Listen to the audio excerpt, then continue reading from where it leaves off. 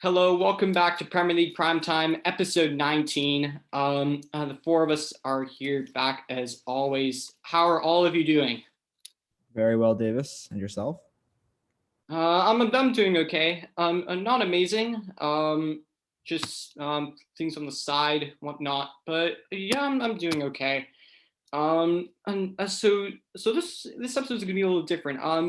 We from where we left off back in episode 18, we Burnley and Liverpool and Aston Villa and Newcastle were to still play. So we're just going to analyze those two games real quick. Jose, over to you. Liverpool hosted Burnley and they were shocked as I think it was like a 68 winning run at Anfield came to an end. Ironically, before the game, Jurgen Klopp was complaining that Man United get too many penalties. And the funniest thing is that Ashley Barnes scores from a penalty. What did you make of that game? Well, I think the first important thing I'm going to have to point out is that everyone else on this podcast thought that this is going to be a Liverpool win, but Everybody did. I thought differently, and I was correct. So really, I'm very happy with my prediction. But obviously, Liverpool, the poor results continue. They did beat Tottenham yesterday, which is going to be hopefully for them a turning point, but for this game, they were pretty dreadful, to be honest. And they didn't have good creativity. They didn't have good chances in the final third, and Burnley punished them with the I think it was a fairly given penalty. Yeah. Yeah, you said very well there. Nothing to say for me. For that, you summed it up pretty well there. Cyrus, over to you. Aston Villa hosted Newcastle, and Aston Villa ran out as 2-0 winners. Goals coming from Ollie Watkins and Bertrand Traore. What did you make of Aston Villa's win over Newcastle? Yeah, it was a good win. Aston Villa have been, pretty decent this season. 2 games in hand, 1 point away from Arsenal. So, they're doing pretty well. I just want to touch on Ezri Konsa and Tyrone Mings. Good center back partnership. They were both pretty good. Very. As well as Ollie Watkins getting a goal. I think he needed it. And, Jack Grealish, of course, with another good performance. But yeah, I just want to kind of touch on Brentford, actually. I was going to talk about them because, you have 2 players, Konsa and Watkins, who came from them. And there's other players in the Premier League that have come from Brentford. So shout out to Brentford. Yeah, definitely. Yeah, that's an excellent thing you pointed out, Cyrus. And in terms of Brentford specifically, other good championship sides, there have been good players, notably this season, that have come up from the championship. And as you said, players like Ollie Watkins, Enzri Konsa, Say Benarama, Neil Mopai, all four of them. And they've been putting in performances in the Premier League. And it just shows that that a lot of people who just say, oh, these are average championship players, some of these players have a lot more to offer, like Ollie Watkins. I think he's been, one of the shocks of the season, considering where he came from, and now they converted him from a winger to a striker. And nothing more to say for me on that. Anyways, before we get into this match day's analyzations, there are a couple talking points I wanted to bring up on the show that occurred. Of course, and as by now, as we all know, Frank Lampard, despite the FA Cup victory, I don't remember, was it over Preston or something? They won 3-0. Tammy Abraham hat-trick. I can see Andre shaking his head, and I more or less am as well. Pretty much irrelevant. He got sacked, given the P45 from Roman, as Chelsea always do with their managers. And they moved very quickly to appoint former PSG, Borussia Dortmund, and Mainz manager, a German international, Mr. Thomas Tuchel. And I just want to hear your input. What do you guys make of this appointment? Do you think he'll do well at Chelsea? And what do you think he'll bring to offer? What do you think he'll have in his locker that's different, maybe from the past 2 or 3 managers in comparison to Lampard, Sarri, Conte? Um, I think Thomas Tuchel, he's as big as it gets. I think a lot of people in Germany regard him as kind of their own Pep Guardiola, the godfather of football. So he's in the Yes. making of that football genius. So when you've got, a group of players that, you know, a lot of questions have been raised with them. It's a young squad. Then I think we will see a lot of adaptability from Chelsea this season. I think a lot of players are gonna.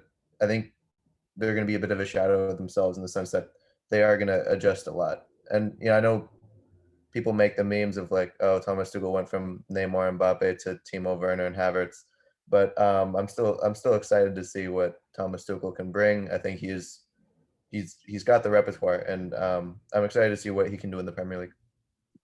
Yeah. And for some time before he was, of course, sacked from PSG, he was linked, of course, to the Man United job, as almost every manager was, when Ole Gunnar Solskjaer had that very bad run. And of all the managers, I know a lot of my United friends. I don't know what Jose thinks, but a lot of them didn't rate Tuchel, and a lot of them said he was looked to be made to take over Arsenal. And he kind of had Emery written all over him. But for me, I personally rate Thomas Tuchel. I think he's a very good coach. And I think what really caused his demise was, I don't think he's the best man manager, but I think just as a coach, I think he's so tactically astute. I've always rated him as a coach. Jose, if Ollie got the sack, would you have liked to see Tuchel take over at United? I don't know. I mean, for me, he's a confusing one because obviously at Dortmund he was pretty successful. He did very well with that team. He brought through a lot of young talent and got the best out of the likes of Marco Reus at his time there. So, I mean, he was very, very good there. But then at Paris, when I would watch them, I went to a PSG game one time when I was in Paris, and it was they seemed very disorganized. They seemed like they relied a lot on individuals up front, like Neymar and Mbappe. It's hard not to when you have such talented players up front, but it just seemed like they didn't have a real. It seemed like he didn't have the discipline with some of the players to keep them, to make them, to say to them, you have to play like this. You can only do certain things. You can't just do it all yourself. So I think it's a confusing one. I think I'd probably take him. I think he's a better tactical manager than Solskjaer, but I don't know. He's a confusing one for me. Yeah, fair enough. Everybody's their I think opinions on Thomas Tuchel. But one thing I will say, I mean, any manager who comes in, especially the PSG, is always going to be in a very difficult place. Their club is more or less owned by a country. And Neymar and Mbappe, more or less, if you don't please Neymar and Mbappe, you're kind of screwed as the coach. And Tuchel, he was falling out with technical director Leonardo, and things were just, it was more or less a recipe for disaster. And Cyrus, over to you. And what are your thoughts on Thomas Tuchel?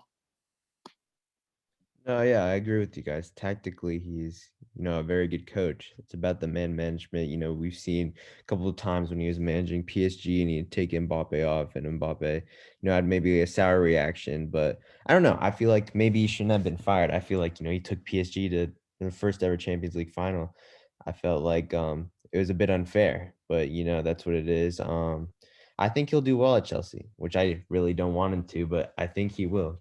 He coached Pulisic before. It looks like he has a good relationship with him. So we'll see what Pulisic can do. That's what I'm most excited about. Yeah, yeah, and you pointed out there Christian Pulisic, Thiago Silva, both of those players know Thomas Tuchel very well and what he's all about. Yeah, real um, quick, um, I guess Chel. I mean, how do you think you qualify what Thomas Tuchel will achieve at the end of the season? Like, what's an achievable, realistic goal for him to accomplish at Chelsea? Because they sit in eighth or ninth right now. Is it just Europe? Like, what should be the goal with Thomas Tuchel, or do you just establish trying to play good football? What do you think should be his expectation? in terms of just, I mean, his expectations are probably different to what Chelsea's board and what Roman probably has, or they could be the same. I don't know. But I think personally, I mean, most likely get into Europe at the very least. Top four if possible. But I don't think there's any way in chance Chelsea are getting to the top four. No. For me, I just don't. I think personally, Tuchel is he's gonna try and take the squad he has, and he's gonna try and ride it out to the end of the season, and he's gonna work with what he has. And I think their expectations is probably getting into Europe, but I mean, we really don't know. I mean, Tuchel's only just come in, so who knows?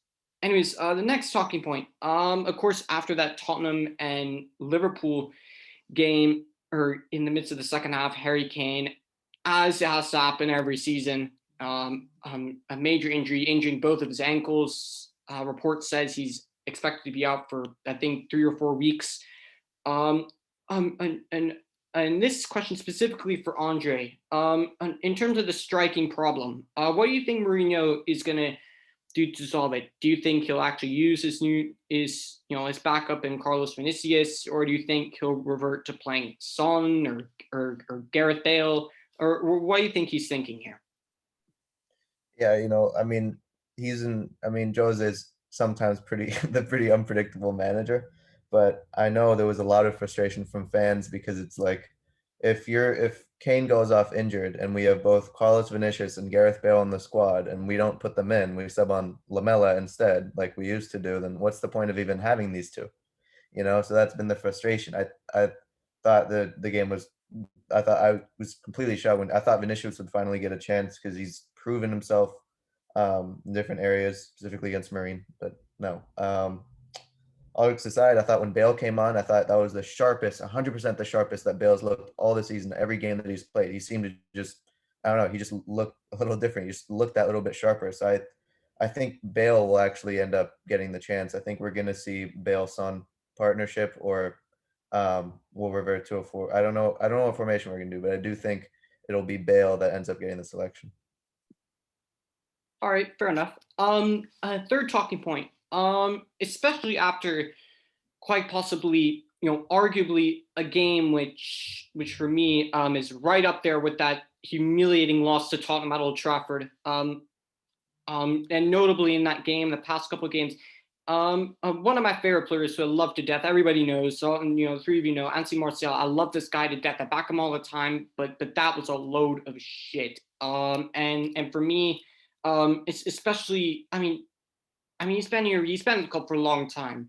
And for the price we've had to pay, we paid for him around 50 million or so. He's done a decent job at firing the goals and showing why he's worth 50, or he was worth 50 million pounds. At the moment, all due respect to Tony, he's probably not even worth 50 pence. And for me personally, I'm concerned. There's clearly an issue going on with him. And Jose, over to you. What do you think is going on with Tony Martial right now? Because I don't have a clue what's going on with him. And are you worried? Well, this is the way he is. He's very much a confidence player, as a lot of people say.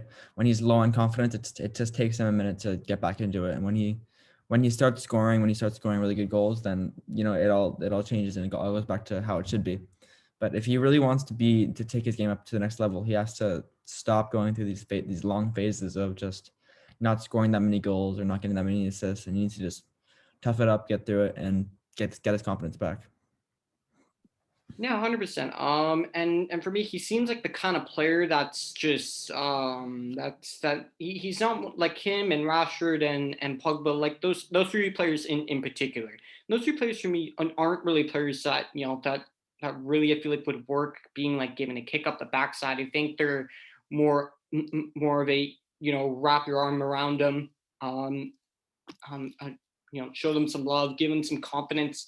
And for I don't know what's going on with Tony. I mean, there's no doubt we all know players like Tony Martial and Pogba are brilliant players. I mean, I have a friend. I was talking to one of my friends the other day, and she's a Chelsea fan. And she absolutely adores Pogba and Martial. She loves them to bits. And she's always telling me how much she rates them both. And it's coming from a Chelsea fan. So it shows. But there's something clearly wrong with the picture here. And for me personally, I hope Tony finds his form again. And the last bit of and the last talking point, which is not easy to talk about. But after that diabolical performance against Sheffield United, Axel Tuanzebe and Anthony Martial, two of the poorest players on the pitch. But after, in the comments, they received racial abuse. And I just have to say, it's 2021. And excuse my language, but how the fuck is there still racial abuse or players still getting racial abuse? I don't get it. I don't understand. It's confusing to me. I don't see how people justify it as okay. Do any of you have an input on this? I'm actually not really informed of what happened exactly. Where they just received messages or something?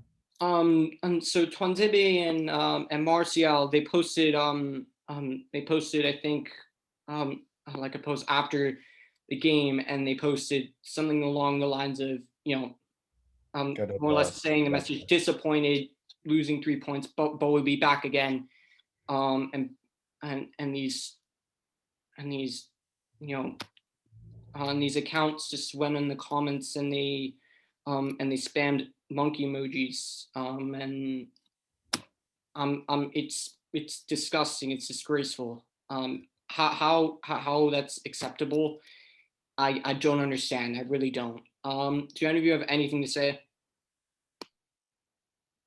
No, it's crazy. It's crazy that it still happens. I mean, God, it's so basic. I mean, I think you also have to acknowledge it. It's social media. You're gonna see, the worst of the of the worst. People are behind their screens. You don't see what the difference is. So sadly, I don't think I see any time of that like completely ending that soon. I think the best way to do it is keep it out of the stadiums. I think any performer, any celebrity shouldn't read every comment, but I just hope they have the mentality to just keep going, keep fighting, and just prove those haters wrong. Yeah, I agree. 100%, 100%. Jose, you were saying I something? agree. Oh no, I completely agree. I think it's crazy how prevalent it still is in social media, especially. Yeah. It's apologies for having to mention it, but I think it would be almost a crime in itself not to mention it. Anyways, moving on from that sour note, and we're gonna move right into our match day 20 game analyses, and we're gonna start off with you, Andre. Newcastle hosted Leeds, and Leeds ran out as 2-1 winners. Goals coming from Rafinha and Jack Harrison, and Miguel Almiron striking back for Newcastle. What did you make of the game, and what do you think this could mean for Steve Bruce in particular? I'm glad you said that. That's exactly where I was going to take it. For me personally, I think Newcastle, they have a little bit of a cushion, but I think they're a strong relegation contender this season, playing the way they are. They're really inconsistent. I really would not be surprised if Steve Bruce is the next to be sacked. It's hard to tell the direction that this Newcastle is headed. We've bagged on the Leeds for being. I mean, we've bagged on both of these sides for being incredibly inconsistent. But this once again is just Newcastle just needs to seriously be better. They're not that bad of a team. Almiron is a class player, really class player. He scored such energy that when he runs behind the ball. But yeah, I think Steve Bruce, I think that's the one to keep an eye on right now. In terms of Leeds, typical, they broke them down. I think there were a lot of fouls in that game. It was pretty highly contested, but Leeds came out on top, I thought, deservingly so. Jack Harris and Rafinha are both also very class players. But yeah, good job, Leeds. Steve Bruce, danger. Keep an eye on him. Yeah, I agree with everything you said. You put it there perfectly. And it just shows that Newcastle are really, really, really, edging themselves closer and closer and closer to they literally are edging themselves closer to the relegation zone. Yeah. I was just gonna say, I'm thinking that if Big Sam keeps West Brom out and keeps that going. I think the 18th spot is going to be between Sam with West Brom and Newcastle with whoever they have. I think it's going to be an interesting one. That's what I think. All right. Jose, over to you. Crystal Palace hosted West Ham, and West Ham, for fuck's sake, Thomas Suchek with 2 goals. I was gonna put him in my starting 11, and I literally forgot because Someone told you to. Someone on the show told you to put him in. Because I was assuming that what's his face I was assuming that that Bruno would work some magic and we would beat Sheffield United, but yeah, I will save that for later.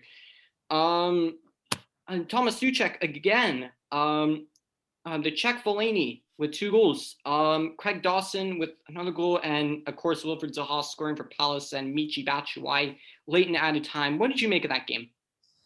Well, yeah, it was a good one. It was really entertaining. I thought this match might be closer to a 1-0. I did predict a Suchek goal because I'm just that good.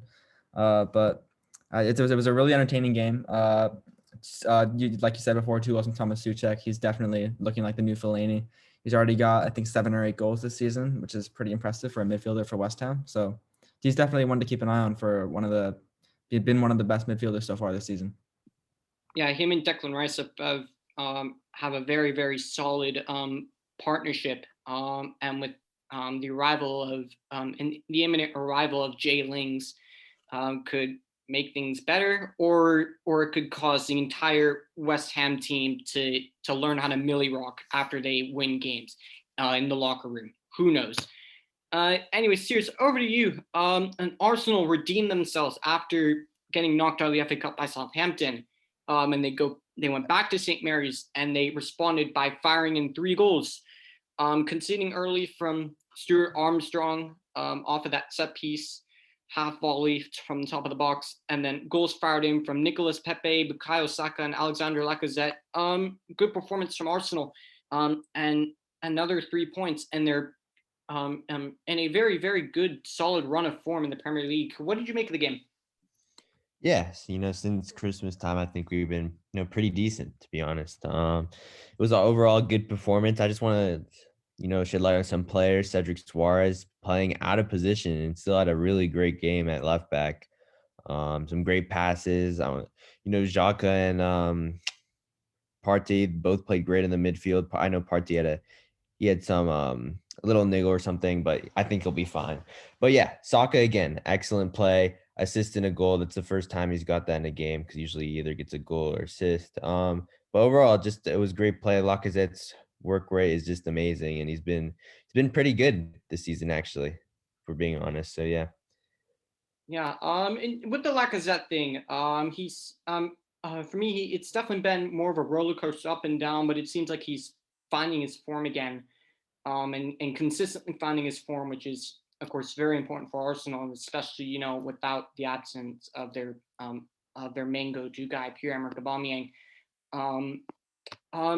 And the new signings of Martin Odegaard may mean something.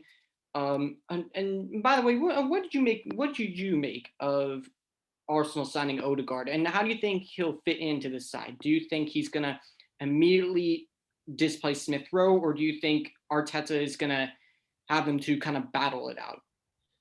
No, I don't think he'll immediately do that. I think he's gonna, ease into the team, come off the bench for a little bit. But we saw in that Southampton game that we lost, we had no replacement for Emile Smith Rowe. Emile Smith Rowe didn't play. We had to play like William McCam. It didn't really work out because Willian is just shocking. So yeah, I think he'll be, I think he'll either start, in games like that, or if he's really good, he might, fight with Smith Rowe, and I think that's good for Smith Rowe as well, competition. So. Yeah, definitely. And you make a good point there. Competition. We've all seen, how important it is for players to have some competition. I mean, you can only look at, again, bringing Man United into it. You can only look at Luke Shaw. I'm gonna be honest here. Before the season, he's been pretty bang average of a left back. I always thought we could go with an upgrade, but the arrival of Alex Telles, for whatever reason, Luke Shaw just looks elite, in my opinion. He looks absolutely elite, and he's one of the best left backs in the Premier League at the moment. and he is one of the best left backs in the Premier League at the moment. I don't think anybody can argue that. I know Andre is there, assuming that Regulon is just better than everybody else. Unfortunately, that's actually not the case. I don't think that. I just Shaw. I mean, he's a good player, but it's not like I don't think he's had an amazing game every game. I've seen crystal clear mistakes that he's Yeah. made. Yeah, so he's elite. Not yet. He's But on a good run of form right now. Hopefully, he can keep it up. But I don't know. I wouldn't. He's one of the Tierney's better greatest. than both of them. Sorry, I couldn't hear you. And Cyrus is gone. Like you said, Oh, like, my bad. Yeah. I was saying Tierney's better than both of them. yeah. Yeah, Well, actually, I'd say so. Well, I mean, Kieran Tierney's just a whole different. Kieran Tierney's just crazy. He's just something completely different. Something I've nothing more than admiration for Kieran Tierney. Into the next game actually. And this one was. But we'll keep this one very short and sweet. Manchester City go to West Brom and they score 5. Ilkay Gundogan yet again 2 goals. João Cancelo with 1. Riyad Mahrez right before the break, and Raheem Sterling after halftime. Was this expected? yeah. Pretty much. I thought it's been interesting to see City just develop into this monster that they are now. I think least goals conceded in the Prem. I think sometimes we've insulted Pep for his adaptability, but I think I mean, there's no doubt that he's had to focus on the defense because his offense, his players weren't good enough. They played Mahrez and striker today or that game. But yeah, City just really pounced on West Brom and Pep. I think they're looking probably like the strongest side for the title, at least for now. But yeah, a few wins in a row now, barely any goals conceded. City were really impressive how they've changed things. Yeah. Into the next game, Jose. Over to you. Thomas Tuchel's first game in charge with Chelsea ended in a 0-0 draw with Wolves at home. What did you make of the game? Yeah, well, some people were disappointed. Some people thought that Chelsea did a good job. I mean, Bruno's first game when he came in was a 0-0 against Wolves. I think you can't really go into a Wolves game and expect to win. They play so defensively. It's really, really hard to grind out a win. We got so lucky with our win against Wolves last time with the deflected goal. So I think that it was an average performance. I think they didn't have too many chances in the final third, but you can't really expect that against Wolves. Yeah, said it well there. Kind of a tough game for Tuchel to come in, especially only having about 24 hours to prepare for that game. But one thing I noticed, Chelsea's ball retention was something that I noticed was very, very top of the mark. Something that I haven't seen actually, since Sarri actually.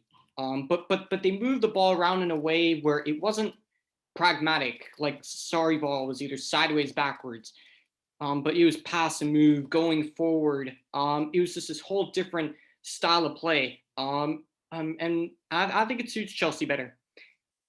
Going into the next game, Cyrus, over to you. And Burnley had a shocking win over Aston Villa by 3-2. Goals for Burnley through Ben Mee, Dwight McNeil, and Chris Wood. And Aston Villa through Ollie Watkins and Jack Grealish. What did you make of the game?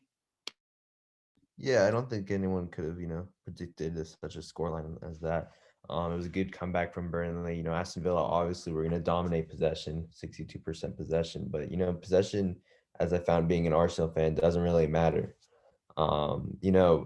Nick Pope, another great game. He had a decent amount of saves. But yeah, Burnley players, looking, I honestly didn't really watch this game. I just watched the highlights and I looked at the player ratings, and honestly, Burnley didn't have anyone besides Nick Pope who stood out. They just had solid performances, each doing what they need for the team. No one's superb, but just everyone doing what they need to do. Which I noticed when Arsenal play Burnley, that's exactly what they do. You can see the skill, the skill between, plays like Grealish and Watkins, but Burnley sometimes just grind out wins, and, I respect them for that. But, Grealish, I just have to say again, he had a fantastic performance. I don't know if you saw his run, but yeah. And Ollie Watkins, another goal. So. Yeah, summed it up there perfectly. Burnley did what Burnley do best: sit back and they grind out wins. defensively physical. That's just what Burnley are to a T.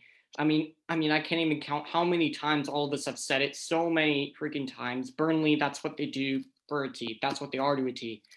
No football brains, really. With all due respect to Burnley, there's no tactical football brains geniuses going on there. Sean Dyche isn't, reading Pep Guardiola's books or, Sir Alex Ferguson's Bible. It isn't. It's just really simple. Keep it compact, and if anyone goes into the heart of our midfield, batter them up. It's that simple. Into the next game, Brighton hosted Fulham, and that was a 0-0 draw. Andre, what did you make of that performance from both sides? Yeah, I know it doesn't seem exciting just because both teams are fairly low on the table, but I encourage you to watch the highlights. It's crazy that game ended in 0-0. There were plenty of chances for both teams to pounce. Brighton have notoriously missed a lot of chances this season, but yeah, I couldn't believe it ended 0-0. Yeah, said it perfectly. Brighton, as you said, and it shows, even Mopai, or putting him aside, both sides are pretty toothless up front. You got Cavalier, who's not even a striker, because Mitrovic, I don't think Mitrovic even plays or starts. And then you have Danny Welbeck, who's definitely lost his touch. He definitely has. Anyways, into my least favorite performance of the week. Manchester United ended a remarkable unbeaten run in the Premier League by losing 2-1 to Sheffield United at home, bottom of the league. Absolute bullshit, absolutely shambolic. Goals coming in for Keane Bryan and Oliver Burke coming off the bench, and slaphead Harry Maguire off of an Alex Telles corner to at least get a goal back, make the result less embarrassing as it is. I'll sum it up myself, real quick, and then I'll go over to Jose. Bullshit, shambles. I don't know what the hell went on. The unbeaten run was going to end at some point, but I never expected it to end there. I was actually expecting that to actually happen this coming weekend or tomorrow, actually. But that was a shower of shite. Jose, what did you make of the game? Yeah, well, it was a terrible performance. I knew basically right from the beginning that this was going to be a bad one, because we weren't playing our passes right. The players weren't on the same page going forward. It was going to be a bad day. I think we were a little unlucky with the refereeing decisions at the beginning of the game, not using it as an excuse, definitely, because we didn't deserve to win that game. But 100% agreed. But still, I think that Martial's goal definitely should have stood, and I think that Keane Bryan's goal shouldn't have stood. So I think it went the opposite way of how it should have gone, but I still don't think it matters. I think we still wouldn't have won that game regardless. Yeah, definitely. So yeah, it was just a bad day. 100%. Yeah, horrible day, horrendous day, especially for Tony Martial. I feel very sorry for Paul Pogba because I've already seen some of the comments that this guy is getting. Stop scapegoating him when it isn't his fault. Paul Pogba was running his socks off. He was trying to create things. He was defensively very good. None of the goals were his fault, to be honest with you. And I feel very sorry for him. And when it comes to lineups, both you and I, Jose, looked at the lineup and both of us were thinking, great lineup. Giving Tonzebe a chance. I definitely want to say that I think this result was not at all Solskjaer's fault. I think he set us up perfectly for this game, and just the players didn't perform. Yeah, the players massively let him down. And of course, I'm not trying to pull a tie here, but the referee. If their first goal stood, then that right. Martial goal you would at least expect some consistency, even though I think the first goal, there was an obvious push and there was like barely any contact on the second one. Both of those goals for me, that just comes down to either slightest of fouls, or it's but I think both goalkeepers made absolute howlers there, how they dropped that ball. Anyways, but we're gonna go right into the next game. Keeping the pace. Cyrus, over to you. Everton hosted Leicester. And for the first time, which has seemed like in literal decades, James Rodriguez actually scored for Everton in the 30th minute. A wonderful, wonderful goal. With the weaker right foot into the off the post and in. And then Yuri Tillemans, and I mean, anybody could guess how he scored another Jordan Pickford howler. What a surprise. But knowing Gareth Southgate, he'll probably call him up anyways, and will say, "You're my number one." You know, and he'll definitely do the same thing to Mason Mount. And we all know, Gareth Southgate's thoughts on Mason Mount and Jordan Pickford. Anyways, Cyrus, what did you make of this game? Yeah, it wasn't going to be an easy game for Leicester, despite dominating in shots and possession. Everton wasn't an easy team to beat, and Rodriguez finally getting a goal, finally getting his form back. He had such a great start in the beginning of the season. Had a little injury, but you can see the potential he has. I just want to, shed light on some players. Wesley Fofana, again, another great performance. He's been outstanding, especially I don't know if many people knew his name before coming into this Leicester side before. And then as well as Tielemans, of course, scoring. Just a great center midfielder, to be honest. I'd actually kind of like to have him at Arsenal. But yeah, Jordan Pickford, again, another mistake. It seemed time and time again he's making mistakes. And honestly, one of my friends is an Everton fan. He wants him to be dropped. So yeah. We'll see about that. Also, Richarlison, another disappointing performance, to be honest. It seems like he has all the work rate. He just can't get past the last defender, can't get anything going for him right now. So, Everton, they just need more things going for him with Richarlison because, he can perform when he wants to. And honestly, I agree with every single last word you said. So we'll start with Richarlison. We all know Richarlison is a brilliant player. I mean, I think in January, Barca, I think, came in with like £100 million offer for Richarlison. Is he worth that price tag? No. I think Harry Maguire's being 80 million is actually, a more accurate price tag than Richarlison being 100 million. He's a brilliant player. We all know it. He must be. I mean, confidence is low. Something's wrong. I think Ancelotti needs to get him into the office and say, look, there's something wrong. What can I do to help you refine your form? There's an issue. What's the issue so we can address it and we can move on. I just think that's something that I think needs to do. And James Rodriguez, yeah, as you said, finally scoring. It's felt like ages since the last time I've seen James Rodriguez, even play in an Everton shirt, I swear. And as you said, Yuri Tillemans, this was a guy in the summer of 2019 that I was screaming for United to be all over and to sign back in that summer because we desperately needed a player like that because Ander Herrera walked out the door for free. He would have been the perfect replacement to have. And that was a player I was hoping, praying that we would sign. Of course, he went back to Leicester on a permanent deal. But yeah, you summed up everything well there. All right, we're going to go into this weekend's the predictions for the weekend. Everton Newcastle. I think Everton are going to win this. It's going to be straightforward. Newcastle are, in one of the biggest slumps, I've ever seen them in. I honestly, thank you for reminding me. I almost went on without mentioning one of the most important, probably arguably the most important game. My apologies on that, and I know a specific person's friends will probably slate me in the comments for forgetting, saying I'm not adequate to be the host or whatnot. Anyways, Tottenham hosted Liverpool, and yet again, Jose Mourinho is defeated by Jurgen Klopp once again. But is anybody really surprised after seeing their starting lineup? It was absolutely abysmal. Tottenham, just for whatever reason, it seems like we're all thinking nobody can, and I mean literally nobody. I mean, out of all the buses I've been on all the trains and cars, I've never seen someone park a bus or a vehicle better than Jose Mourinho. I swear on my life. And he tried to park that bus and it just got demolished. Liverpool winning by 3-1. Goal is courtesy of Nino.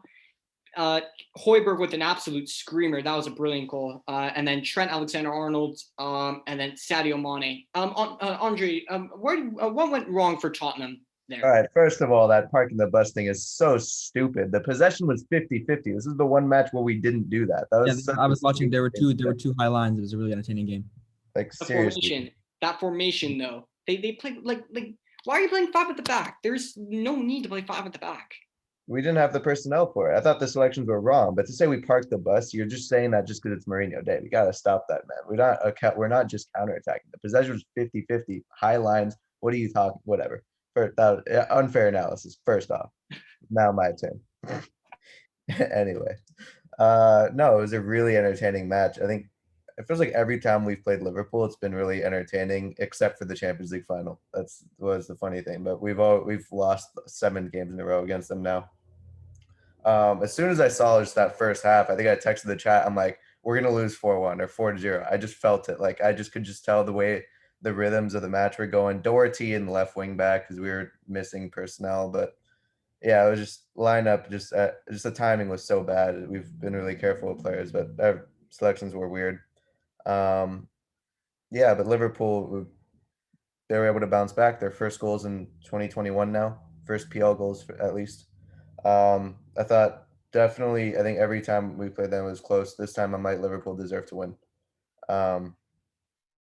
I think lays ahead of us, but we'll see. What I will say, one last thing, Thiago, he got owned the whole game. He was not good at all. He was literally every time he tried to like be aggressive and be the ball winner, dude. He committed a foul every time. Højbjerg and Ndombele just absolutely clapped him. So my like rating of Thiago went way down because Højbjerg and Ndombele they handled him like it was nothing. Yeah, But I've heard that all 4 of his games before this that he started in the Premier League have been losses, or Yep. or they haven't won. So maybe draw. He's not that. He hasn't been that good. I thought he was like he tries to win the ball. He doesn't seem that to be that great. Yeah, I so think far. At Bayern he was used to playing a little deeper. He's not playing that deep anymore. He's playing more of a I still box think to box he's role. world class, to be honest. Yeah, I think he is too. He just needs to. He's Needs a to settle good in that. player, but Klopp is asking something completely different of him than when Hansi Flick had him at Bayern. And let's take a look at at like the midfielders around him. Yeah. It was a 4-2-3-1 system with Hansi Flick, and he was paired alongside Goretzka, and Goretzka was very good at doing a lot of that dirty work, but at the same time he was very dynamic in getting forward, and that gave Thiago a lot more time and a lot easier of a job to sit there, sweep up if necessary, and just and be that deep lying, creative player that he is, and we all know that he is. But in Klopp's system, it's just completely different. You already have, you already have, the legs of Gini Wijnaldum, who we all know is a very good player, who's very dynamic. He's all over the place. Well, Jordan Henderson's a center back now, because that's literally what Liverpool have. It's just bare bones. I was gonna mention that. Like, why? I mean, we've seen like Henderson or Fabinho tuck into center back, and they seem to be better than a lot of our defenses. Like, is that just a gap in quality between us and Liverpool at the moment, or why? Like, No, how is it that they're just dealing with it like better than our team's first choice defenders? no, I don't think All of so. ours. Because thinking about this, right? Is Henderson and Fabinho better than Stones and Ruben Diaz? Well, that's No. Man City. I'm talking about our No. teams. But just in general, the reason why they're playing so well, it boils down to the manager and how the manager tactically sets them up. It's that simple. If they had someone who wasn't, I can't think of anyone off the very top of my head at the moment, but if they had someone who who isn't that great at setting up, that isn't that great at setting up defenses, they would get exposed all the time. But I think Henderson, I think Henderson benefits from having such an intelligent player like Fabinho. I know how much you love Fabinho, Andre, and some of the goals he's definitely scored in the Premier League. But I mean, when you have an intelligent player like Fabinho, he really takes care of almost everything. Yeah, that kind of that more or less has summed this game up. And one last thing before we move on to the predictions. I heard apparently they're in for Socrates, but then they refused, and now apparently they're in for Mustafi now. Apparently, Wow. Klopp wants Mustafi. They are desperate. And by the way, I checked just for your park the bus comment. I just looked up the stats, and we completed more passes than Liverpool, 592 to 587. So your park the bus thing, shut up with the Mourinho agenda, man. We've completed more passes than like shut up. It didn't work. Wow, Okay? We especially should park the bus more. Okay, Park the such the bull bus. crap. We completed more passes than me. You're still the audacity to say we parked the bus. Disrespect, man. they were Respect, man. Respect. Come on. when they were well, of course, when they were losing the game, Mourinho kind of had to change it up. He's not gonna be like, okay, all right, guys, I'm gonna keep my bus parked, No. keep it tight, keep it at the back. No. So Um, Liverpool scored when they counterattacked, is what you're saying. the third goal they did, third goal. Whatever. It's the same. Every team does it. And we played a normal game. So dumb. Mourinho disaster class yet again, 7th game in a row. Anyways, right into the predictions. Everton hosts Newcastle, and I predict that it's gonna be an Everton win. It's that simple. I mean, Newcastle defends worse than Tottenham does, and they actually play 5 at the back. They actually park the bus every game. They actually literally play Mourinho ball. They literally play counter-attacking football. I mean, Steve Bruce. All due respect to Steve Bruce, and I have respect for Steve Bruce to what he did as a United player. Legend of the club, but as a manager, all my life, honestly, this Newcastle team is a complete and utter shambles for me.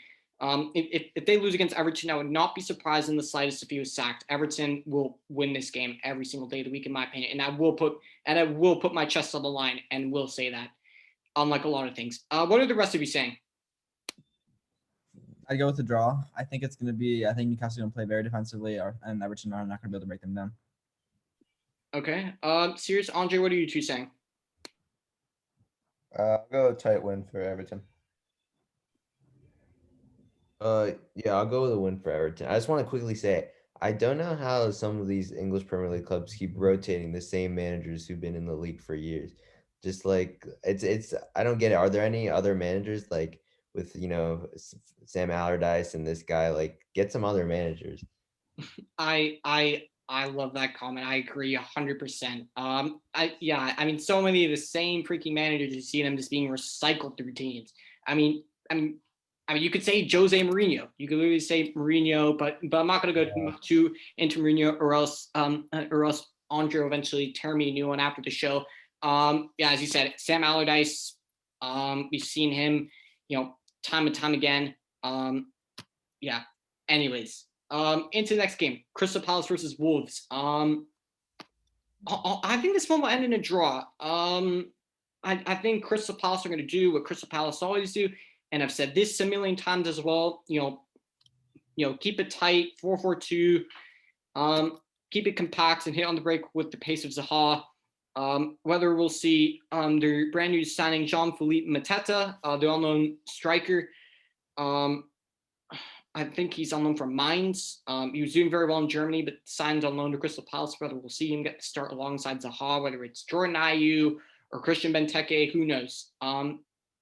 I think Wolves, of course, will be a danger with the pace that they have going forward. But yeah, this game is going to be a draw for me. What are the rest of you saying? I'd go 1-0 cheeky Pedro Neto goal to win it. All right, fair enough. Cyrus, Andre?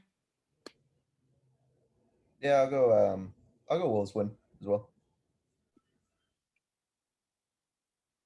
And Cyrus? Sorry, who? Wolves Palace.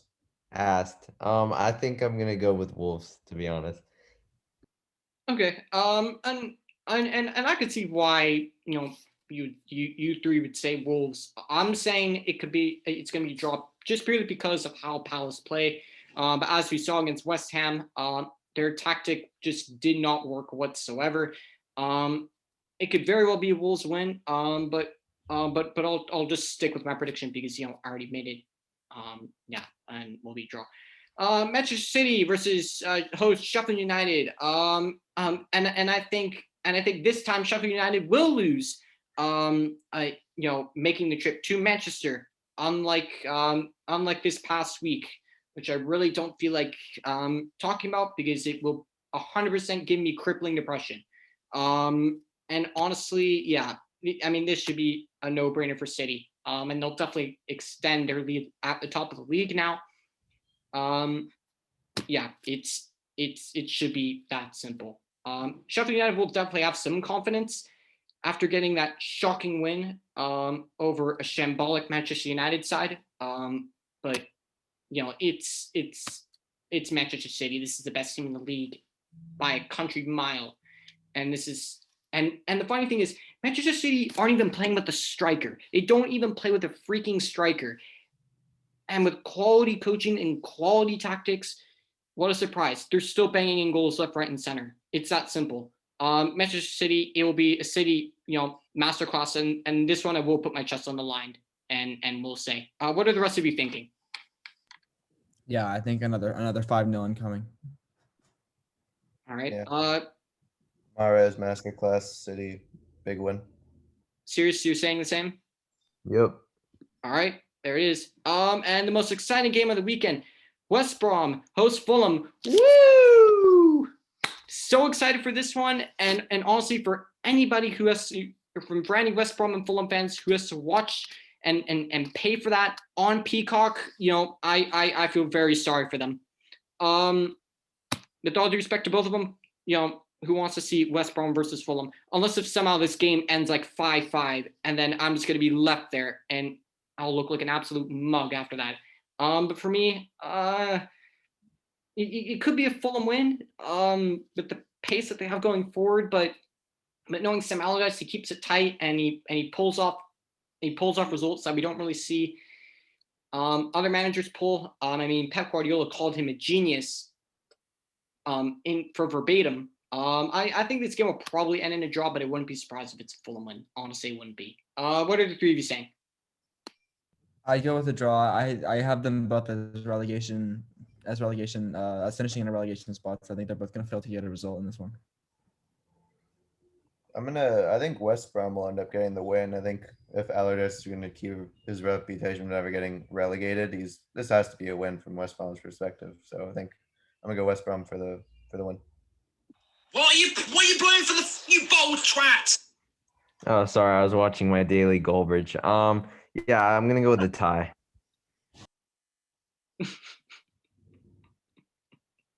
I 100% agree with all of that. Anyways, into probably the biggest match of the weekend, being serious, Arsenal versus Manchester United. I actually think we'll lose this one. Our record at the Emirates is abysmal. Arteta, for whatever reason, turns into prime Guardiola whenever he plays against us.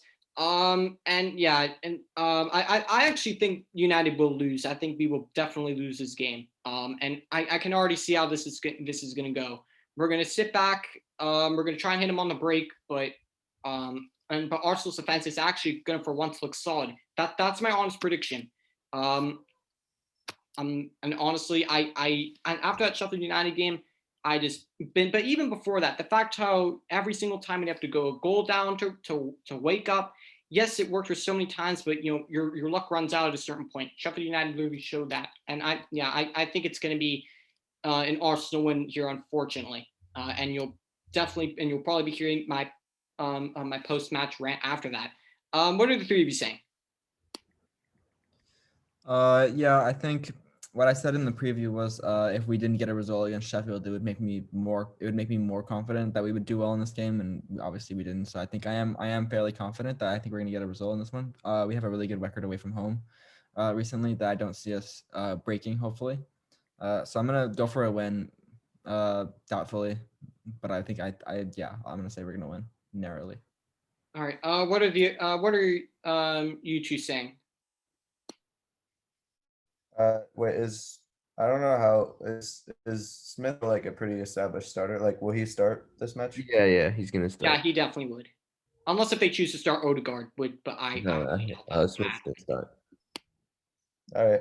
No, I'm excited for this one. I think the last time you guys played was rather mundane, but I'm hoping. I think last time both of you guys were aiming to not lose, but this time I feel like you should both be going for the win. I think you both believe in your abilities at the moment. Yeah, I could go either way. I'll go so tight. I'll go draw. All right. And Cyrus, you think Arsenal will get the win at home? Yeah, I was confident that we would win. I was actually, this might sound surprising, but I was kind of mad when you guys lost to Sheffield because I felt like now you need a win. So yeah, I'm still gonna go with a win. I think it's gonna be close though. I wouldn't be surprised if it's a draw. But yeah, I'll go for a win and a banger. Yeah. He's But a big game player himself. Yeah, so he is a bit of a big game player. so help me. Watch Granit Xhaka look like freaking Prime Zidane. I swear, my life. Every single time this guy plays, he looks like Prime Zidane. Every single time, and every single time he starts, he always scores. Honestly, like he honestly baffles me how this guy can look dreadful for like 4 straight games. United, all right. Time to press my power up button into Prime Zidane. Happens every single time, and it probably will happen again. If he starts. I mean, look, if we get the win, as Ollie would say, absolutely fantastic. If we get the win, I'll be delighted as we finally beat a top 6 side for the first time. Yeah, for the first time this entire season. Because we don't have any wins against any top 6 sides this season. If we win, fantastic, but I'm not confident we will win due to our record against and Solskjaer's record against Arteta is dreadful. I think is it 0-3 or 0-2? Um, I don't know. I think we've tied once with maybe I don't know. I don't think he won though. No, we haven't. I'm just trying to remember. Has it been 2 games or 3? We've only played them twice. We played them on New Year's last year. Oh, okay, yeah. Yeah. Oh yeah, 0-2. Into the next game, Southampton hosts Aston Villa. I think I as much as I like Aston Villa and I favor them a lot, I think their luck's gonna wrap it. I think Southampton's gonna is gonna get 3 points here. I really, really do. They've actually been one of the most consistent sides actually all year, along with West Ham. And for me, I think Southampton will get the 3 points. Despite it's not going to be an easy win, but I think Villa are going to put up a fight. But I think Southampton will win this one. What are the 3 of you saying? I'd go with a Villa win for this one. I think they're going to be disappointed after that Burnley result, and they're going to really want this win.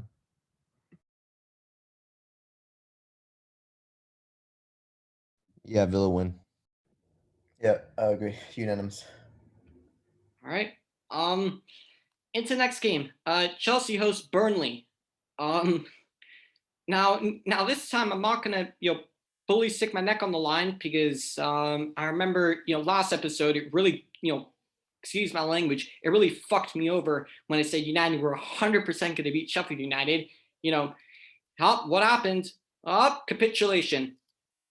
So I think Chelsea will win, but it won't be an easy one as we know Burnley. So what are you guys saying?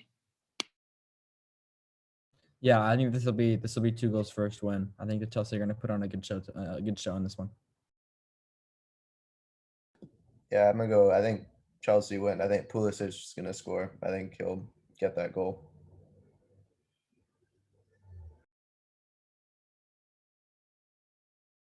Yeah, Chelsea win.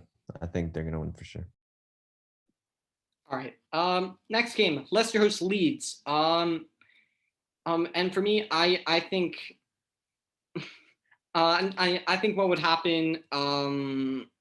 I don't know. I mean, these two sets are so evenly matched, but at the same time, I feel like they're going to leave a lot of space open in the back, and I think Leicester's going to fully exploit that. Even without Jamie Vardy, I feel like Leicester are going to still. I feel like Leicester are going to still provide and offer a lot of problems going forward. And I honestly think Leicester's going to take it. I honestly think Leicester's going to take it, even without Jamie Vardy in the side. I think Fofana has just been tremendous at the back. Yeah, Leicester going to take it. Well, what are you 3 guys saying? Yeah, I think you go. Sorry, you go ahead, Cyrus. No, you go. Okay, thanks, bud. So what I was gonna say was, I think that Leicester, they've obviously developed into a team that can break teams down. this season. But I think that in this one, they can go back to the way they used to play, and they can play on the counterattack, and they can win. Yeah, I think it's gonna be really hard, but yeah, we'll see who wins. I think maybe Leicester will win. So. Okay, Andre. Yeah, I think Leicester will get the win. I hope Leeds maybe will win, but no, I think Leicester will get it. Okay. Next game, West Ham hosts Liverpool. And West Ham are a side that have been, as I said, mentioned before, they've been one of the most consistent sides in the Premier League this season. I still think Liverpool will edge it, but it will not be an easy one. Definitely, I think West Ham will 100% score goals. And for all those in fantasy who have Allison, I honestly pray for you, because Liverpool will definitely concede a lot of goals in some of the coming games. Hopefully that doesn't come back to bite me later. But that's I say what I think. Yeah, it will be a narrow Liverpool win, but I would not be surprised in the slightest if it was a draw. Would not be surprised at all. What are the three of you saying? Yeah, I'd go with the Liverpool win because their confidence is back after that win against Tottenham. I think Klopp was saying that that's what they really needed at the moment, and I think he's definitely right about that. So I think that Liverpool will win, but it'll be close. I think it'll be like a 3-2. I think it'll be a really entertaining game, probably one of the most entertaining games of the weekend. Yeah, I agree with Joe. Same thing. Sorry, what's the match? I was texting. Wow. West Ham That's versus kind of Liverpool. unprofessional. Wow, Andre. Wow, lack of concentration. It's important. It's really awful, just like Tottenham's Mourinho's tactics. defending against Liverpool. Dreadful. Anyways, Andre, what's your prediction? I need the match. I just asked what the match was. West Ham versus Liverpool. Oh, right. Okay. I think Oh my I'm gonna days. go. You know what? West Ham win. No, Liverpool win. Liverpool win. Okay. And for the final game, Brighton, aka Mopai, you're at Cheat FC versus Tottenham. And I don't know. I don't know. It's been 7 games since Tottenham won a game. But I think I think somehow, yeah. Hasn't it been 7 games since they actually won? Oh, we beat Sheffield United like last week. Oh, okay. Because I saw some weird stat that said like Tottenham were like winless, whether it's like the last 7 home games No, or away games or something. Last 7 matches against Liverpool. Oh, okay. Well, shit. I read that wrong. Tax-paying citizen might slay you in the comments. 100% will. 100% will. Definitely. I think Tottenham will find them. Will be back again. After a quite shambolic performance against Liverpool, which Liverpool were actually there for the taking. I'm gonna be honest with you, Liverpool were there for the taking. I think it's how Mourinho set up kind of let them down. Anyways, I think Tottenham will get the 3 points against Brighton that they need to get their confidence back. I think they definitely will bounce back after that, even with Harry Kane's absence, and any other injuries that they might be having, or or absentees or whatnot. Anyways, what are the three of you saying? I mean, I was talking to my friend, the local Brighton fan, he likes to comment on the videos. He's very harsh critic on the show. His name, I don't know his name, but I know he pays his taxes, that's for sure. But he was saying he was worried about this one. He was saying, he thinks that they can lose Tottenham, or they're going to be frustrated after that loss. And I agree, definitely. I agree with him. So I think Tottenham win. Yeah, I was also talking to him as well, and we had I think he had quite a different viewpoint last night when we were never mind what we were doing, but when we were talking about it. So honestly, he thought that they would win, and I think today I've been pretty unbiased with my me analyzing things, but so that's why I'm gonna go with a Brighton win. Nice. Wait, serious quick question. Will Mopai not win it right at the end, since you predicted a Brighton win?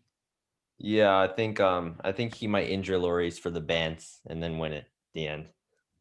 And then he'll say, you need to learn some humility after that. All right, we've been bantering Tottenham enough. Andre, your prediction? Do you think Tottenham will get it back? Yeah, they don't have the quality we have. I think we'll win it. We'll need the bounce back. You sure? Very bold of you. Yeah.